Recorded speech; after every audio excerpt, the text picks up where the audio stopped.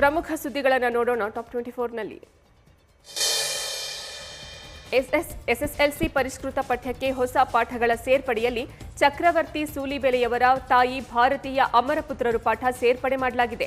10ನೇ ತರಗತಿ ಕನ್ನಡ ಪಠ್ಯದಲ್ಲಿ ಭಗತ್ ಸಿಂಗ್ ಪಾಠದ ಜೊತೆ ಚಕ್ರವರ್ತಿ ಸೂಲಿಬೆಲೆಯವರ ಪಾಠವು ಶಿಕ್ಷಣ ಇಲಾಖೆ ಸೇರಿಸಿದೆ. ಆದರೆ ಸೂಲಿಬೆಲೆ ಪಾಠ ಸೇರ್ಪಡೆಗೆ ಸಾರ್ವಜನಿಕ ವಲಯದಲ್ಲಿ ಭಾರೀ ಅಸಮಾಧಾನ ವ್ಯಕ್ತವಾಗಿದ್ದು, ಅಧ್ಯಯನ ದಕ್ಷತೆ ಪ್ರಶ್ನಿಸಿ ಸಾಮಾಜಿಕ ಜಾಲತಾಣದಲ್ಲಿ ಜನರು ಪ್ರಶ್ನೆ ಕೇಳಿದ್ದಾರೆ. ಪಠ್ಯ ಪುಸ್ತಕ ಪರಿಷ್ಕರಣೆ ಖಂಡಿಸಿ ಪ್ರಗತಿಪರ ಚಿಂತಕರು, ಹೋರಾಟಗಾರರು ಪಠ್ಯದಲ್ಲಿ ಒಂದು ಜಾತಿಯ ಲೇಖಕರ ವಿಜೃಂಭಣೆ, ಕೇಸರೀಕರಣ ವಿರೋಧಿಸಿ ಎಂದು ಅಭಿಯಾನವನ್ನ ಶುರು ಮಾಡಿದ್ದಾರೆ. ಕಾರ್ಪೊರೇಟರ್ಗಳ ಕೊರಳ ಪಟ್ಟಿ ಹಿಡಿದು ಕೆಲಸ ಮಾಡಿಸಿ ಎಂಬ ಪ್ರತಾಪ್ ಸಿಂಹ ಹೇಳಿಕೆ ವಿರುದ್ಧ ಆಕ್ರೋಶ ವ್ಯಕ್ತವಾಗಿದೆ. ಸಂಸದರ ವಿರುದ್ಧ ಘೋಷಣೆ ಕೂಗಿ ಪ್ರತಿಭಟಿಸಿದ ಕಾಂಗ್ರೆಸ್ ಕಾರ್ಪೊರೇಟರ್ಸ್, ಇಂತಹ ಸಂಸದರನ್ನ ನಮ್ಮ ರಾಜಕೀಯ ಇತಿಹಾಸದಲ್ಲಿಯೇ ನೋಡಿಲ್ಲ, ಈ ರೀತಿ ಅಹಂಕಾರಿಯನ್ನು ನೋಡಿಲ್ಲ, ಅಹಂಕಾರದ ಮಾತಿನಿಂದ ಎಲ್ಲಾ ಪಾಲಿಕೆ ಸದಸ್ಯರಿಗೆ ಅವಮಾನ ಮಾಡಿದ್ದಾರೆ, ತಮ್ಮ ವ್ಯಾಪ್ತಿಗೆ ಬರುವ ಕೆಲಸವನ್ನ ಮಾಡದೆ ಕಾರ್ಪೊರೇಟರ್ಗಳನ್ನ ದೂಷಿಸುವುದು ಎಷ್ಟು ಸರಿ ಅಂತ ಮೈಸೂರು ಪಾಲಿಕೆ ಬಳಿ ಕಾಂಗ್ರೆಸ್ ಕಾರ್ಪೊರೇಟರ್ಸ್ ಧರಣಿ ನಡೆಸಿದ್ದಾರೆ. 2023ರ ಸಾರ್ವತ್ರಿಕ ವಿಧಾನಸಭಾ ಚುನಾವಣೆ ಮೇಲೆ ಕಾಂಗ್ರೆಸ್ ಕಣ್ಣಿಟ್ಟಿದ್ದು, ವಿಪಕ್ಷ ನಾಯಕ ಸಿದ್ದರಾಮಯ್ಯ ನೇರವಾಗಿ ಫೀಲ್ಡ್ಗಿಳಿದಿದ್ದಾರೆ. ಪಕ್ಷ ಸಂಘಟನೆ ಮಾಡುವ ನಿಟ್ಟಿನಲ್ಲಿ ಅಹಿಂದ ವರ್ಗಗಳ ಪ್ರತ್ಯೇಕ ಸಭೆಗಳಲ್ಲಿ ಭಾಗಿಯಾಗ್ತಿದ್ದಾರೆ. ಅಹಿಂದ ಸಂಘಟನೆಗೆ ಜೆಡಿಎಸ್ ಭದ್ರಕೋಟೆಯನ್ನೇ ಟಾರ್ಗೆಟ್ ಮಾಡಿರುವ ಸಿದ್ದರಾಮಯ್ಯ ಅಹಿಂದ ರಥಯಾತ್ರೆಗೆ ಪರೋಕ್ಷ ಚಾಲನೆ ನೀಡಲು ಮುಂದಾಗಿದ್ದಾರೆ. ಕಲ್ಪತರುನಾಡು ತುಮಕೂರಿನಲ್ಲಿ ಅಲ್ಪಸಂಖ್ಯಾತ ಮಡಿವಾಳ ಕುರುಬ ಸಮುದಾಯಗಳ ಪ್ರತ್ಯೇಕ ಸಮಾವೇಶ, ಮಡಿವಾಳ ಅಲ್ಪಸಂಖ್ಯಾತರ ಬೃಹತ್ ಸಮಾವೇಶ, ಮೇ 28ಕ್ಕೆ ಕುರುಬ ಸಮುದಾಯದ ಸಮಾವೇಶಗಳಲ್ಲಿ ಸಿದ್ದರಾಮಯ್ಯ ಭಾಗಿಯಾಗಲಿದ್ದಾರೆ. ಮುಂಗಾರು ಮುನ್ನ ಬೆಸ್ಕಾಂಗೆ ಮಳೆರಾಯ ಶಾಕ್ ಕೊಟ್ಟಿದ್ದಾನೆ. ರಾಜ್ಯದಲ್ಲಿ ಮಳೆಯ ಆರ್ಭಟಕ್ಕೆ ಬೆಸ್ಕಾಂಗೆ ಕೋಟ್ಯಂತರ ರೂಪಾಯಿ ಲಾಸ್ ಆಗಿದ್ದು, ಬೆಸ್ಕಾಂನ 4152ಕ್ಕೂ ಹೆಚ್ಚು ವಿದ್ಯುತ್ ಕಂಬಗಳು, 261 ವಿದ್ಯುತ್ ಪರಿವರ್ತಕಗಳು, 128 ಡಬಲ್ ಪೋಲ್ ಸ್ಟ್ರಕ್ಚರ್ಗಳು ಹಾನಿಯಾಗಿವೆ. ಬೆಸ್ಕಾಂ ವ್ಯಾಪ್ತಿಯ ಬೆಂಗಳೂರು, ಕೋಲಾರ, ಚಿಕ್ಕಬಳ್ಳಾಪುರ, ತುಮಕೂರು, ಚಿತ್ರದುರ್ಗ, ದಾವಣಗೆರೆ ಸೇರಿದಂತೆ 8 ಜಿಲ್ಲೆಗಳಲ್ಲಿ ಎಡಬಿಡದೆ ಮಳೆ ಸುರಿತಾ ಇದೆ. ಸಾವಿರಾರು ವಿದ್ಯುತ್ ಕಂಬಗಳು ಮುರಿದು ಬಿದ್ದಿದ್ದು, ಅವುಗಳಲ್ಲಿ ಹೆಚ್ಚು ಹಾನಿಗೊಳಗಾದ ಕಂಬಗಳನ್ನು ಬದಲು ಮಾಡಲಾಗಿದೆ. ಬೆಸ್ಕಾಂ ವ್ಯಾಪ್ತಿಯಲ್ಲಿ ಒಟ್ಟು 107 ಫೀಡರ್ಗಳು ತೊಂದರೆಗೆ ಒಳಗಾಗಿದ್ದು, ಎಲ್ಲವನ್ನ ಸರಿಪಡಿಸಲಾಗಿದೆ.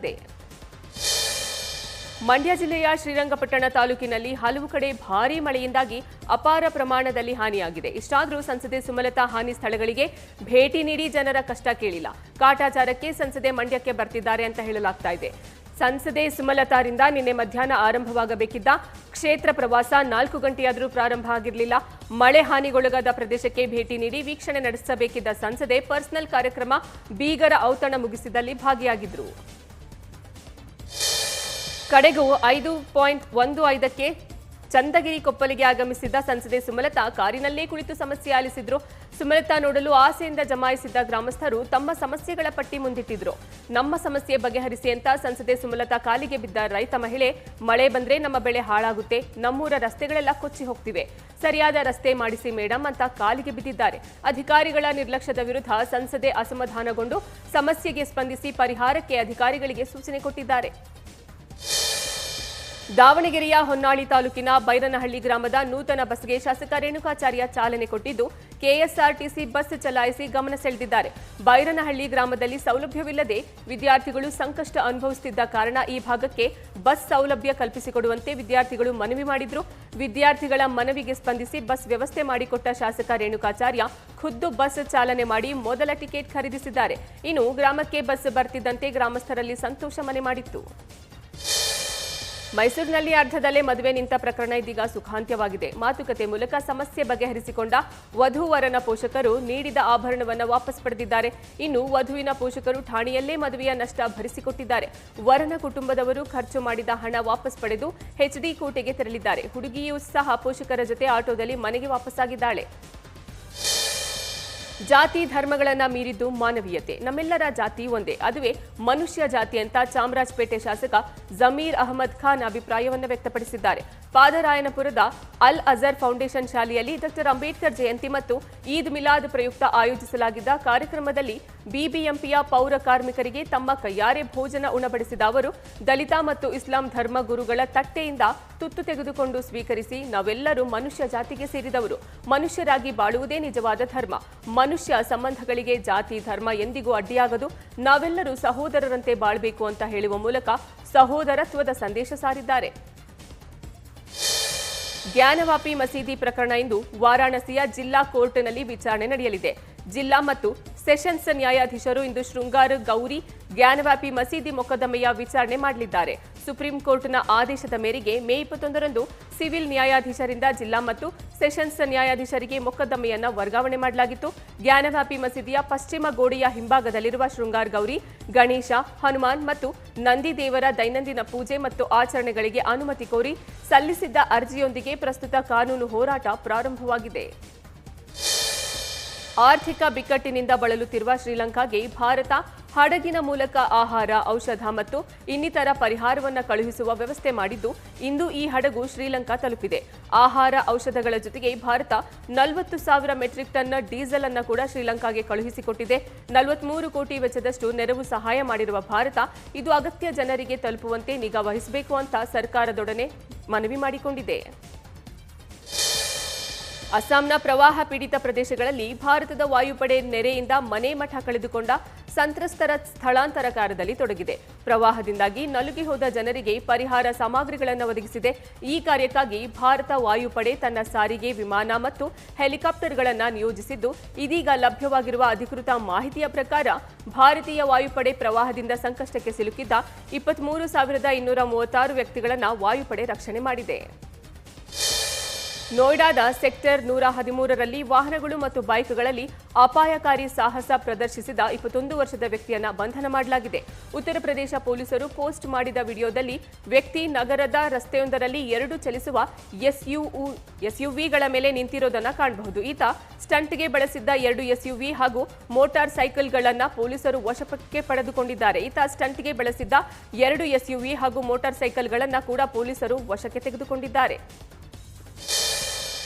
ಪ್ರಪಂಚದಾದ್ಯಂತ ಹೆಚ್ಚುತ್ತಿರುವ ಮಂಕಿಪಾಕ್ಸ್ ಪ್ರಕರಣಗಳ ನಡುವೆ ಬಾಂಗ್ಲಾದೇಶ ಈ ವಿಚಾರವಾಗಿ ಜನರಿಗೆ ಎಚ್ಚರಿಕೆ ವಹಿಸುವಂತೆ ಸೂಚನೆ ಕೊಟ್ಟಿದೆ. ಬಾಂಗ್ಲಾದೇಶದಲ್ಲಿ ಇನ್ನೂ ಯಾವುದೇ ಮಂಕಿಪಾಕ್ಸ್ ಪ್ರಕರಣ ಪತ್ತೆಯಾಗಿಲ್ಲವಾದರೂ ಪ್ರಕರಣಗಳು ಕಂಡುಬಂದಿರುವ ದೇಶಗಳಿಂದ ಒಳಬರುವ ವಿದೇಶಿ ಪ್ರಯಾಣಿಕರನ್ನ ಪರೀಕ್ಷಿಸಿ ಒಳಬಿಡುವಂತೆ ಸೂಚನೆ ಕೊಡಲಾಗಿದೆ. ಅಮೆರಿಕ, ಪೋರ್ಚುಗಲ್, ಯುಕೆ, ಇಸ್ರೇಲ್ ಸೇರಿದಂತೆ ಇತರ ಪ್ರದೇಶಗಳಲ್ಲಿ ಮಂಕಿಪಾಕ್ಸ್ ಪ್ರಕರಣಗಳು ವರದಿಯಾಗಿವೆ. ವಿದೇಶದಿಂದ ಹಿಂದಿರುಗಿದ ವ್ಯಕ್ತಿಯಲ್ಲಿ ಇಸ್ರೇಲ್ ತನ್ನ ಮೊದಲ ಮಂಕಿಪಾಕ್ಸ್ ಪ್ರಕರಣವನ್ನು ಪತ್ತೆಯಾಗಿದೆ ಅಂತ ಇಸ್ರೇಲ್ನ ಆರೋಗ್ಯ ಸಚಿವಾಲಯ ಮಾಹಿತಿ ನೀಡಿದೆ. ಮಂಕಿಪಾಕ್ಸ್ ಖಚಿತಗೊಂಡ ವ್ಯಕ್ತಿಯನ್ನ ಟೆಲ್ ಅವೀವ್ನ ಆಸ್ಪತ್ರೆಗೆ ದಾಖಲು ಮಾಡಲಾಗಿದೆ. ಸದ್ಯ ಇಸ್ರೇಲ್ ಸರ್ಕಾರ, ಆರೋಗ್ಯ ಸಚಿವಾಲಯ ಮತ್ತು ಮಂಕಿಪಾಕ್ಸ್ ಸಂಬಂಧಿತ ಪರೀಕ್ಷೆಗಳನ್ನು ನಡೆಸುವ ಆಸ್ಪತ್ರೆಗಳಲ್ಲಿ ಹೆಚ್ಚಿನ ನಿಗಾ ವಹಿಸಲು ಸೂಚನೆ ಕೊಟ್ಟಿದ್ದು, ಯಾವುದೇ ಕಾರಣಕ್ಕೂ ಸೋಂಕು ಹರಡದಂತೆ ಎಚ್ಚರ ವಹಿಸುವಂತೆ ಹೇಳಿದೆ.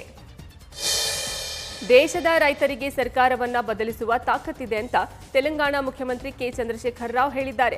ಪಂಜಾಬ್ನಲ್ಲಿ ಕೃಷಿ ಕಾಯ್ದೆಗಳನ್ನು ವಿರೋಧಿಸಿದ ಹೋರಾಟದಲ್ಲಿ ಮೃತರಾದ ರೈತರ ಕುಟುಂಬಕ್ಕೆ ತಲಾ 3 ಲಕ್ಷ ಪರಿಹಾರ ವಿತರಿಸುವ ಪಂಜಾಬ್ ಸರ್ಕಾರದ ಕಾರ್ಯಕ್ರಮದಲ್ಲಿ ಭಾಗವಹಿಸಿದ ಅವರು ಈ ಮಾತನ್ನ ಹೇಳಿದ್ದಾರೆ. ರೈತರು ಬಯಸಿದ್ರೆ ಸರ್ಕಾರವನ್ನೇ ಬದಲಿಸಬಹುದು. ಅದೇನು ದೊಡ್ಡ ವಿಚಾರ ಅಲ್ಲ. ರೈತರ ಬೆಳೆಗೆ ಸೂಕ್ತ ಲಾಭದಾಯಕ ಬೆಲೆ ಕೊಡುವುದು ಸರ್ಕಾರದಿಂದ ಸಾಂವಿಧಾನಿಕ ಖಾತರಿ ಬರೋವರೆಗೂ ರೈತರು ಹೋರಾಟ ಮುಂದುವರಿಸಬೇಕು ಅಂತಲೂ ಹೇಳಿದ್ದಾರೆ. 8 ವರ್ಷಗಳ ಅವಧಿಯಲ್ಲಿ ದೇಶದಲ್ಲಿ ಏನಾಗಿದೆ ಅಂತ ಕಾಂಗ್ರೆಸ್ ಮುಖಂಡರು ಪ್ರಶ್ನೆ ಮಾಡ್ತಿದ್ದಾರೆ. ರಾಹುಲ್ ಬಾಬಾ ಅವರ ಇಟಲಿಯ ಕನ್ನಡಕ ತೆಗೆದು ನೋಡಬೇಕು. ಆಗ ನಿಮಗೆ ಅರುಣಾಚಲ ಪ್ರದೇಶದಲ್ಲಿ ಪೆಮಾ ಖಂಡು ನೇತೃತ್ವದ ಸರ್ಕಾರ ಮಾಡಿರುವ ಅಭಿವೃದ್ಧಿ ಕೆಲಸಗಳು ಕಾಣಿಸುತ್ತೆ ಅಂತ ಕೇಂದ್ರ ಗೃಹ ಸಚಿವ ಅಮಿತ್ ಶಾ ಟಾಂಗ್ ಕೊಟ್ಟಿದ್ದಾರೆ. ಪ್ರಧಾನಿ ಮೋದಿ ಮತ್ತು ಪೆಮಾ ಖಂಡು ನೇತೃತ್ವದ ಸರ್ಕಾರ ಮಾಡಿರುವ ಅಭಿವೃದ್ಧಿ ಕೆಲಸಗಳನ್ನು ಅವರು ನೋಡಬೇಕು. ಮೂಲ ಸೌಕರ್ಯ ಕ್ಷೇತ್ರದಲ್ಲಿ ಅದ್ವಿತೀಯ ಸಾಧನೆ ಮಾಡಲಾಗಿದೆ. ಕಾನೂನು ಮತ್ತು ಸುವ್ಯವಸ್ಥೆ ಬಲಪಡಿಸಲಾಗಿದೆ ಅಂತ ಅರುಣಾಚಲ ಪ್ರದೇಶದಲ್ಲಿ ವಿವಿಧ ಅಭಿವೃದ್ಧಿ ಯೋಜನೆಗಳ ಉದ್ಘಾಟನೆ ವೇಳೆ ಅಮಿತ್ ಶಾ ಹೇಳಿದ್ದಾರೆ. ಪಶ್ಚಿಮ ಬಂಗಾಳದಲ್ಲಿ ಮುಕ್ತವಾಗಿ ಕೆಲಸ ಮಾಡಲು ಸಾಧ್ಯವಾಗ್ತಿಲ್ಲ ಎಂದು ಅಸಮಾಧಾನ ವ್ಯಕ್ತಪಡಿಸಿದ ಕೆಲವು ದಿನಗಳ ಬೆನ್ನಲ್ಲೇ ಬರಾಕ್ಪುರದ ಬಿಜೆಪಿ ಸಂಸದ ಅರ್ಜುನ್ ಸಿಂಗ್ ತೃಣಮೂಲ ಕಾಂಗ್ರೆಸ್ಗೆ ಮರಳಿದ್ದಾರೆ. ಕೋಲ್ಕತಾದ ಕ್ಯಾಮಾಕ್ ಸ್ಟ್ರೀಟ್ ಕಚೇರಿಯಲ್ಲಿ ಟಿಎಂಸಿಯ ರಾಷ್ಟ್ರೀಯ ಪ್ರಧಾನ ಕಾರ್ಯದರ್ಶಿ ಅಭಿಷೇಕ್ ಬ್ಯಾನರ್ಜಿ ಸಮ್ಮುಖದಲ್ಲಿ ಸಿಂಗ್ ಪಕ್ಷಕ್ಕೆ ಸೇರ್ಪಡೆಗೊಂಡಿದ್ದಾರೆ.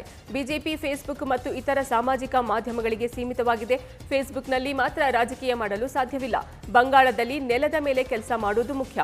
ಅವರ ನಾಯಕರು ಹವಾನಿಯಂತ್ರಿತ ಕೊಠಡಿಗಳಲ್ಲಿ ಕುಳಿತಿರೋದ್ರಿಂದ ಬಿಜೆಪಿಯೂ ಅದನ್ನು ಕಳೆದುಕೊಳ್ತಾ ಇದೆ ಅಂತ ಅರ್ಜುನ್ ಸಿಂಗ್ ಕಿಡಿಕಾರಿದ್ದಾರೆ. ಮುಂಬೈನ 10 ವರ್ಷದ ಬಾಲಕಿ ಹಿಮಾಲಯದ 5,364 ಮೀಟರ್ ಎತ್ತರದಲ್ಲಿರುವ ಮೌಂಟ್ ಎವರೆಸ್ಟ್ ಬೆಟ್ಟವನ್ನು ಹತ್ತಿದ್ದಾರೆ. 5ನೇ ತರಗತಿ ವಿದ್ಯಾರ್ಥಿನಿ ರಿದಮ್ ಮಾಮಾನಿಯಾ ಮೌಂಟ್ ಎವರೆಸ್ಟ್ ಅನ್ನು ಹತ್ತಿರುವ ಕಿರಿಯ ಬಾಲಕಿ ಎಂಬ ಹೆಗ್ಗಳಿಕೆಗೆ ಪಾತ್ರರಾಗಿದ್ದಾರೆ. ರಾಷ್ಟ್ರೀಯ ಮಟ್ಟದ ಸ್ಕೇಟರ್ ಆಗಿರುವ ಮಾಮಾನಿಯಾ ಬೆಟ್ಟ ಹತ್ತುವ ಮೊದಲು ಯಾವುದೇ ತರಬೇತಿಯನ್ನು ಪಡೆದುಕೊಂಡಿಲ್ಲ. ಪೋಷಕರೊಂದಿಗೆ ತೆರಳಿರುವ ಬಾಲಕಿ ತನ್ನ 11 ದಿನದ ಟ್ರೆಕ್ಕಿಂಗ್ ಅನ್ನು ಮೌಂಟ್ ಎವರೆಸ್ಟ್ ಏರುವ ಮೂಲಕ ಪೂರ್ಣಗೊಳಿಸಿದ್ದಾರೆ. ಕೇಂದ್ರ ಸರ್ಕಾರ ಇಂಧನದ ಮೇಲಿನ ಅಬಕಾರಿ ಸುಂಕವನ್ನು ಇಳಿಕೆ ಮಾಡಿದ ಬೆನ್ನಲ್ಲೇ ಮಹಾರಾಷ್ಟ್ರ ಸರ್ಕಾರ ಪೆಟ್ರೋಲ್ ಡೀಸೆಲ್ ಮೇಲಿನ ವ್ಯಾಟ್ ಅನ್ನು ಕಡಿತಗೊಳಿಸಿದೆ. ಪೆಟ್ರೋಲ್ ಮೇಲಿನ ವ್ಯಾಟ್ ಅನ್ನು ಪ್ರತಿ ಲೀಟರ್ಗೆ 2.08 ರೂಪಾಯಿ, ಡೀಸೆಲ್ ಮೇಲಿನ ವ್ಯಾಟ್ ಅನ್ನು ಪ್ರತಿ ಲೀಟರ್ಗೆ 1.44 ರೂಪಾಯಿಗಳನ್ನು ಕಡಿತಗೊಳಿಸಿದೆ. ಸರ್ಕಾರದಿಂದ ಈ ಬಗ್ಗೆ ಅಧಿಕೃತ ಪ್ರಕಟಣೆ ಬಂದಿದ್ದು, ಇದಕ್ಕಾಗಿ ರಾಜ್ಯ ಸರ್ಕಾರದ ಬೊಕ್ಕಸಕ್ಕೆ ವಾರ್ಷಿಕ 2,500 ಕೋಟಿ ರೂಪಾಯಿ ನಷ್ಟವಾಗಲಿದೆ ಅಂತ ಹೇಳಲಾಗ್ತಾ ಇದೆ. ಭಾರತ ಪೆಟ್ರೋಲ್ ಮತ್ತು ಡೀಸೆಲ್ ಮೇಲಿನ ಅಬಕಾರಿ ಸುಂಕ ಕಡಿಮೆ ಮಾಡಿದ ತಕ್ಷಣ ಪಾಕಿಸ್ತಾನದಲ್ಲಿ ರಾಜಕೀಯ ಪಕ್ಷಗಳಲ್ಲಿ ಆರೋಪ ಪ್ರತ್ಯಾರೋಪಗಳು ಆರಂಭವಾಗಿದೆ. ಪಾಕಿಸ್ತಾನ ಮಾಜಿ ಪ್ರಧಾನಿ ಇಮ್ರಾನ್ ಖಾನ್ ಭಾರತವನ್ನು ಹೊಗಳಿದ್ದಾರೆ. ಅಮೆರಿಕದ ಒತ್ತಡದ ನಡುವೆಯೂ ರಷ್ಯಾದಿಂದ ಸಬ್ಸಿಡಿ ತೈಲ ಖರೀದಿಸುತ್ತಿರುವ ಭಾರತವನ್ನು ಇಮ್ರಾನ್ ಖಾನ್ ಮತ್ತೊಮ್ಮೆ ಹೊಗಳಿದ್ದಾರೆ. ಸ್ವತಂತ್ರ ವಿದೇಶಾಂಗ ನೀತಿಯ ಸಹಾಯದಿಂದ ಇದನ್ನು ಸಾಧಿಸಲು ತಮ್ಮ ಸರ್ಕಾರ ಕೆಲಸ ಮಾಡ್ತಾ ಇದೆ ಅಂತಲೂ ಹೇಳಿದ್ದಾರೆ. ಪ್ರೀತಿ ಪಾತ್ರರ ಅಗಲಿಕೆ ಬಲು ನೋವಿನ ಸಂಗತಿ. ಶಾಶ್ವತವಾಗಿ ಕಾಡುವ ನೋವಿದು. ಅದರಲ್ಲೂ ಪ್ರೀತಿ ಪಾತ್ರರ ಅಂತ್ಯಕ್ರಿಯೆಯ ಕ್ಷಣವಂತೂ ಇನ್ನಷ್ಟು ಭಾವನಾತ್ಮಕವಾಗಿರುತ್ತೆ. ಪಾರ್ಥಿವ ಶರೀರವನ್ನ ಸ್ಮಶಾನಕ್ಕೆ ಕೊಂಡೊಯ್ಯುವಾಗ ಕೆಲವರು ಹೆಜ್ಜೆ ಹಾಕೋದನ್ನ ನೀವು ನೋಡಿರಬಹುದು. ಆದರೆ ಸ್ಮಶಾನದಲ್ಲಿ ಡಿಜೆ ಮ್ಯೂಸಿಕ್ಗೆ ಹೆಜ್ಜೆ ಹಾಕಿರುವ ದೃಶ್ಯವನ್ನ ಬಹುತೇಕರು ಇದೇ ಮೊದಲ ಬಾರಿಗೆ ನೋಡ್ತಿದ್ದಾರೆ. ಮದುವೆ ಸೇರಿದಂತೆ ಒಂದಷ್ಟು ಸಂತೋಷದ ಸಂದರ್ಭದಲ್ಲಿ ಬಹುತೇಕರು ಡಿಜೆ ಟ್ಯೂನ್ಗೆ ಹೆಜ್ಜೆ ಹಾಕ್ತಾರೆ. ಆದರೆ ಇವರು ಅಂತ್ಯಕ್ರಿಯೆಯ ಸಂದರ್ಭದಲ್ಲಿ ಡಿಜೆ ಮ್ಯೂಸಿಕ್ಗೆ ಡ್ಯಾನ್ಸ್ ಮಾಡಿದ್ದಾರೆ. ಇದೇ ಕಾರಣಕ್ಕೆ ಈ ವಿಡಿಯೋ ಈಗ ಸಾಮಾಜಿಕ ಜಾಲತಾಣದಲ್ಲಿ ಹರಿದಾಡ್ತಾ ಇದೆ. ಭಾರತೀಯ ಕ್ರಿಕೆಟ್ ನಿಯಂತ್ರಣ ಮಂಡಳಿ ದಕ್ಷಿಣ ಆಫ್ರಿಕಾ ವಿರುದ್ಧ ಟಿ20 ಸರಣಿ ಹಾಗೂ ಇಂಗ್ಲೆಂಡ್ ವಿರುದ್ಧದ ಟೆಸ್ಟ್ ಸರಣಿಗೆ ಭಾರತ ತಂಡವನ್ನು ಪ್ರಕಟಣೆ ಮಾಡಿದೆ. ಜೂನ್ 9ರಿಂದ 5 ಪಂದ್ಯಗಳ ಟಿ20 ಸರಣಿ ಆರಂಭವಾಗಲಿದ್ದು, ಕನ್ನಡಿಗ ಕೆಎಲ್ ರಾಹುಲ್ ಅವರನ್ನ ನಾಯಕರನ್ನಾಗಿ ಆಯ್ಕೆ ಮಾಡಿ ಯುವ ಆಟಗಾರರಿಗೆ ಅವಕಾಶ ಕೊಡಲಾಗಿದೆ. ಹಾರ್ದಿಕ್ ಪಾಂಡ್ಯ ಜೊತೆಗೆ game finisher Dinesh Karthik team ಇಂಡಿಯಾಗೆ ಮರಳಿದ್ದಾರೆ. ಇನ್ನು ಟೆಸ್ಟ್ ತಂಡದ ನಾಯಕನಾಗಿ ರೋಹಿತ್ ಶರ್ಮಾ ಮುಂದುವರಿಯಲಿದ್ದಾರೆ. ಜುಲೈನಲ್ಲಿ ಇಂಗ್ಲೆಂಡ್ ವಿರುದ್ಧ ಟೆಸ್ಟ್ ಸರಣಿ ಆರಂಭವಾಗಲಿದೆ. ಬಾಲಿವುಡ್ನಲ್ಲಿ ಕಾಂಟ್ರವರ್ಸಿಗಳಿಂದಲೇ ಹೆಚ್ಚು ಫೇಮಸ್ ಆಗಿರುವ ನಟಿ ಕಂಗನಾ ರನೌತ್ ಸಿನಿಮಾ ಧಾಕಡ್ ಮೇ 20ರಂದು ವಿಶ್ವಾದ್ಯಂತ ರಿಲೀಸ್ ಆಗಿತ್ತು. ಆದರೆ ಈ ಸಿನಿಮಾ ಕಲೆಕ್ಷನ್ ಮಾಡದೆ ಹೀನಾಯ ಸೋಲು ಕಂಡಿದೆ. ಸಾಮಾನ್ಯವಾಗಿ ಬಾಲಿವುಡ್ನಲ್ಲಿ ಸ್ಟಾರ್ ನಟ ನಟಿಯರ ಸಿನಿಮಾ ರಿಲೀಸ್ ಆದ ಮೊದಲ ದಿನ 1 ಕೋಟಿ ರೂಪಾಯಿ ಗಳಿಕೆಯಾದರೂ ಮಾಡುತ್ತೆ. ಆದರೆ ಕಂಗನಾ ಸಿನಿಮಾ ಮೊದಲ ದಿನದಲ್ಲಿ 50 ಲಕ್ಷ ದಾಟಲು ಕೂಡ ಹೆಣಗಾಡಿದೆ. ದೊಡ್ಡ ಮಟ್ಟದಲ್ಲಿ ಪ್ರಚಾರ ಮಾಡಿದ್ರೂ ಸಿನಿಮಾ ಪ್ರೇಕ್ಷಕರನ್ನ ತಲುಪುವಲ್ಲಿ ವಿಫಲವಾಗಿದೆ. ನ್ಯೂಸ್ ಫಸ್ಟ್ ಪ್ರತಿಕ್ಷಣ ನಿಮ್ಮೊಂದಿಗೆ.